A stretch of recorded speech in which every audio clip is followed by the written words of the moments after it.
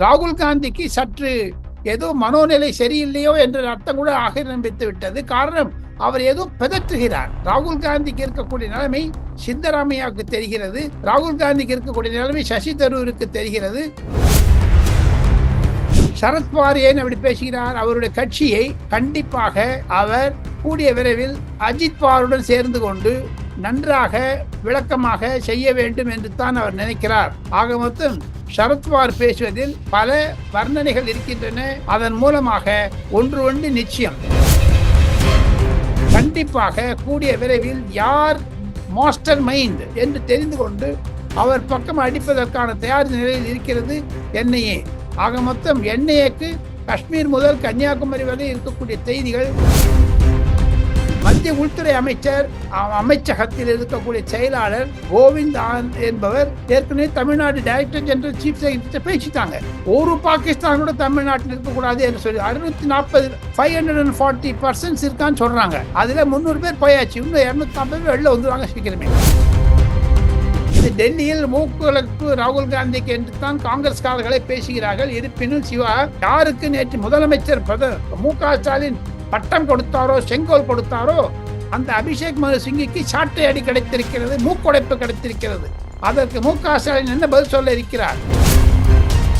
சந்திரபாபு நாயுடு விடமாட்டார் ஜெகன் ரெட்டியை. அதே மாதிரி எடப்பாடி பழனிசாமி பதவிக்கு வந்தாரே ஆனால் 2026 திமுக அரசாங்கத்தை குறிப்பாக ஸ்டாலினை விடமாட்டார். அதற்கான ஆயத்தங்கள் தயாராகி இருக்கிறது. நாளையோ அல்லது நாளை மறுநாளோ என்போர்ஸ்மெண்ட் டைரக்டரேட்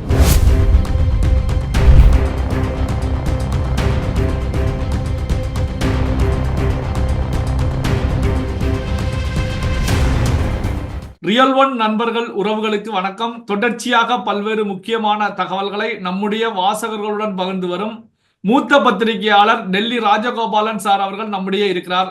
சார் வணக்கம் சார்.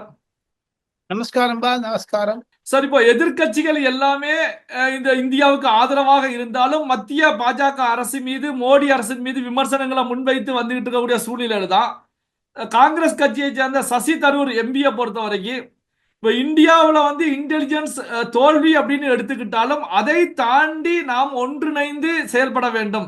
இஸ்ரேலை பொறுத்த வரைக்கும் உலகத்திலேயே மொசாட் தான் மிகப்பெரிய ஒரு உளவுத்துறை. அந்த மொசாட்டை தோல்வி அடைந்திருந்தது. ஆனாலும் இஸ்ரேலியர்களை பொறுத்த வரைக்கும் இஸ்ரேல் அரசாங்கத்தோடு கைகோர்த்து இருந்தாங்க. அங்கு மிகப்பெரிய ஒரு போர்லயே இஸ்ரேல் ஈடுபடுகிறது. அதே போல ஒட்டுமொத்த இந்தியாவும் இணைந்து செயல்பட வேண்டும். மோடி அரசுடைய செயல்பாடுகள் சிறப்பாக இருக்கிறது அப்படிங்கிற நிலையில சசி தரூர் தெரிவிச்சிருக்காங்க. இதை எப்படி சார் பாக்குறீங்க? சசி தரூர் ராகுல் காந்திக்கு எதிராகி விட்டார்.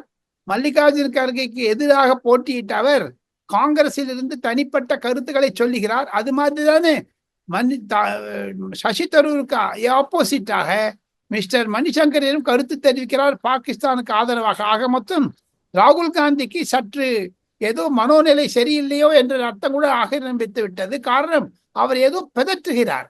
ராகுல் காந்திக்கு இருக்கக்கூடிய நிலைமை சித்தராமையாவுக்கு தெரிகிறது.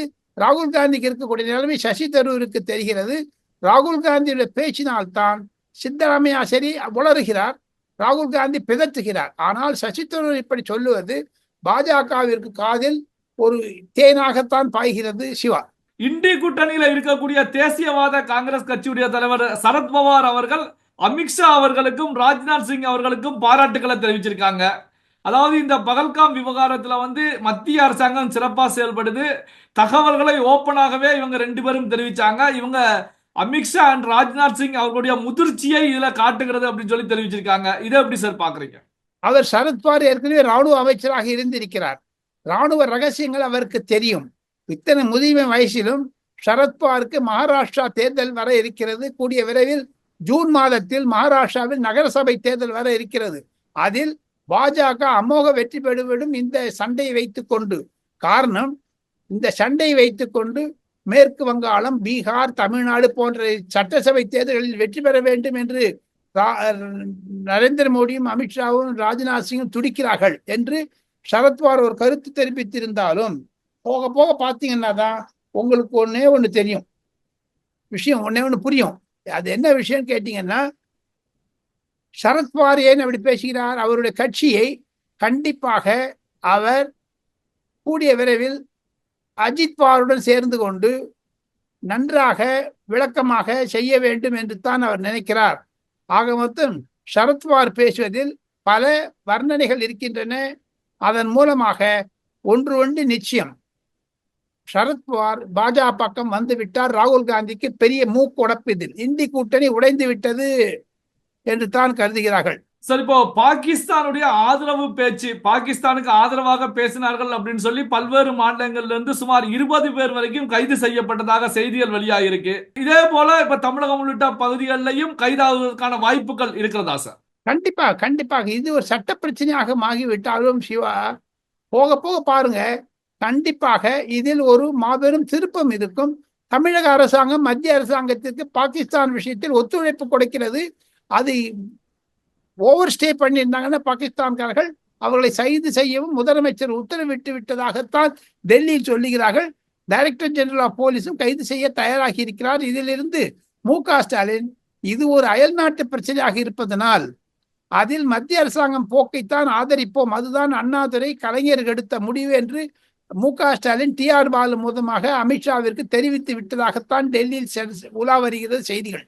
சார், இப்போ என்ஐஏவை பொறுத்த வரைக்கும் இந்த பகல்காம் அட்டாக்க நேரடியாகவே விசாரணையில ஈடுபட்டு இருக்காங்க. இப்படியான சூழ்நிலையில் தான் கன்னியாகுமரியிலிருந்து காஷ்மீர் வரைக்கும் இது போன்ற விசாரணைகளை என்ஐஏ ஈடுபட்டு இருப்பதாக செய்திகள் வெளியாகிட்டு இருக்க, உண்மையா சார்? உண்மை. ஏற்கனவே என்ஐஏ தமிழ்நாட்டில் எத்தனை பேர் அரெஸ்ட் பண்ணியிருக்காங்க, அவங்க கிட்ட பல செய்திகள் இருக்கின்றனவே. இந்த என்ஐஏவை பாஜிதம்பரம் தான் நாங்க கொண்டு வந்தாருங்க. அது அமெரிக்காவில் இருக்கக்கூடிய சிஐஏ மாதிரி தான் இங்க ஒரு என்ஐஏன்னு வச்சிருக்காங்க. அது சோனியா காந்தி, மன்மோகன் சிங், சிதம்பரத்தினுடைய ஒரு குழந்தை தானே அது. ஆக மொத்தம் அவர்கள் செய்யக்கூடிய செயல்களை கண்டிப்பாக சரத்பவார் பாராட்டுவதை தவிர அவர்களுக்கும் தொழில்நுட்பம் இருக்கிறது. அவரிடம் இருக்கக்கூடிய கருவிகளை வைத்துக் கொண்டு பார்த்தால் கண்டிப்பாக கூடிய விரைவில் யார் மாஸ்டர் மைண்ட் என்று தெரிந்து கொண்டு அவர் பக்கம் அடிப்பதற்கான தயார் நிலையில் இருக்கிறது என்ஐஏ. ஆக மொத்தம் என்ஐஏக்கு காஷ்மீர் முதல் கன்னியாகுமரி வரை இருக்கக்கூடிய செய்திகள் அவர்களுக்கு கிடைத்திருப்பது என்பது உண்மை.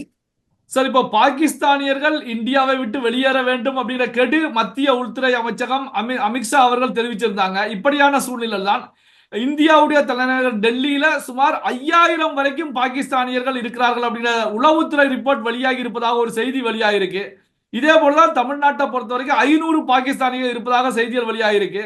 சோ இந்த பாகிஸ்தானியர்கள் எல்லாம் இப்போ வெளியேறிட்டாங்களா? இப்போ மத்திய உள்துறை அமைச்சகம் எது போன்ற செயல்பாடுகளில் வெளியேறாதவர்கள் மீது செய்ய போறது சார்? கைது செய்வார்கள். வெளியேறவில்லை என்றால் கைது செய்வார்கள். அவருடைய காரணம் என்ன என்று கேட்டால் சிவா, திங்கள் செவ்வாய், அதாவது நாளை வரை அவர் பொறுத்திருப்பார்கள். 30ஆம் தேதிக்கு பிறகு மாபெரும் தாக்கல் இருக்கும் பொழுது பாகிஸ்தானிகள் இந்தியாவில் இருக்கக்கூடாது என்பதுதான் அவர்களுடைய குறி. அதனால்தான் பாகிஸ்தான்காரன் வெளில அனுப்புறாங்க.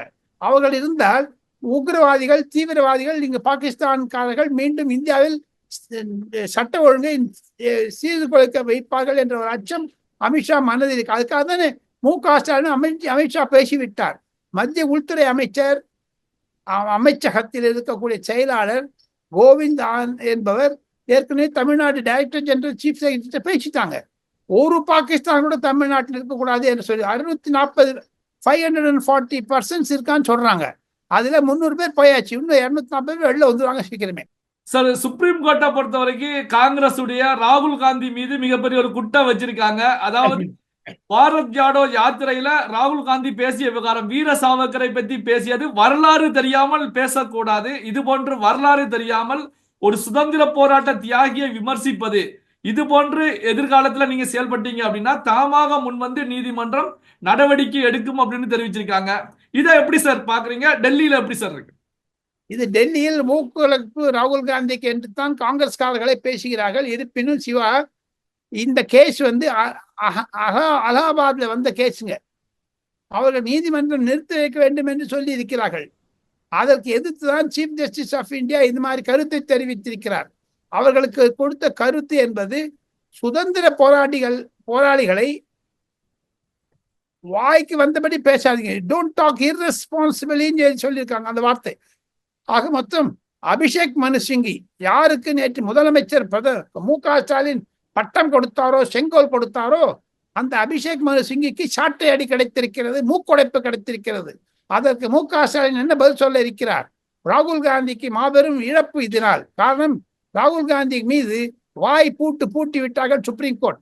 இதன் மூலமாக ராகுல் காந்தி இனி வீர் சார்காரை பற்றி பேசக்கூடாது. இருப்பினும் ரியல் ஒன் நேயர்களுக்கு ஒரு ஞாபகப்படுத்த விரும்புகிறேன், நினைவூட்ட விரும்புகிறேன்.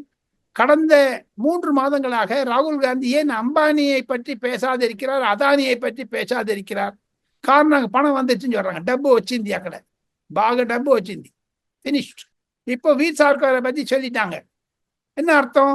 வீர் சார்கார் சுப்ரீம் கோர்ட் வாய் அடைச்சிட்டு வாய் மூட. இப்போ எலெக்ஷன் கமிஷனை பற்றி பேச ஆரம்பி. ஆக மொத்தம் ராகுல் காந்தியினுடைய ஒரு பிதற்றலை, உளறுவாயனை வாய் அடைத்து விட்டது சுப்ரீம் கோர்ட் என்பதுதான் காங்கிரஸ் தலைவர்களுடைய ஜெயராம் ரமேஷ், சல்மான் குர்ஷித், ஈவன் அபிஷேக் மனு சிங்கி, திக்விஜய் சிங் போன்றவர்களுடைய கருத்து.